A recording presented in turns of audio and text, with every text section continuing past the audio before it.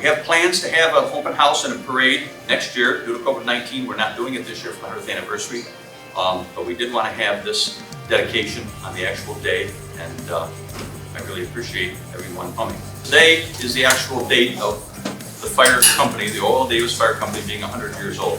Why it's called the O.L. Davis Fire Company? Well, Orlando Luther Davis was a gentleman that had a farm on what I would call the south side of Endwell, between Main Street, 17C, and the river. There was a large fire on September 6th, 1921, and they lost their barn, and they lost their whole year's crops, and some passerbys helped get horses and some machinery out, and the response came from the Endicott Fire Department. It was delayed a little bit due to the fact that there were telephone problems. A week later, September 13th, in 1921, 40 residents got together and wanted to start a fire company. George Burke, who was a former Endicott fire chief, was named as the chief. So October 15th, 1921, Orlando Davis decided to give some property of his to the fire company to erect a station. So that's why the fire company is named in his honor, and the Orlando Luther Davis Fire Company. On July 1956, the grand opening of this station that we're in today occurred.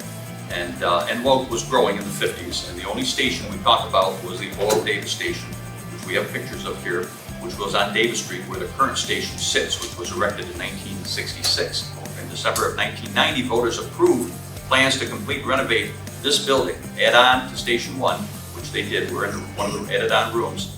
And in June 1992, there was an open house and a parade and a dedication of the addition to Station 1. Over the past 100 years, we've seen a lot of changes to firefighting.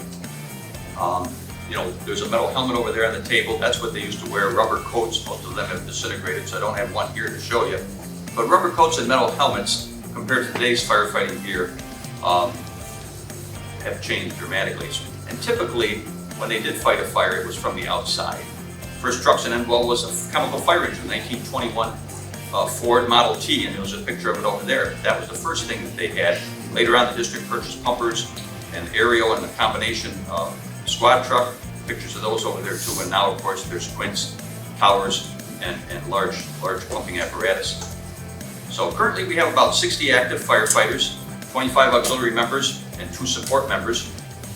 And again, we have about between 450 and 500 alarms a year here in Endwell. So things have changed a lot in the last 100 years.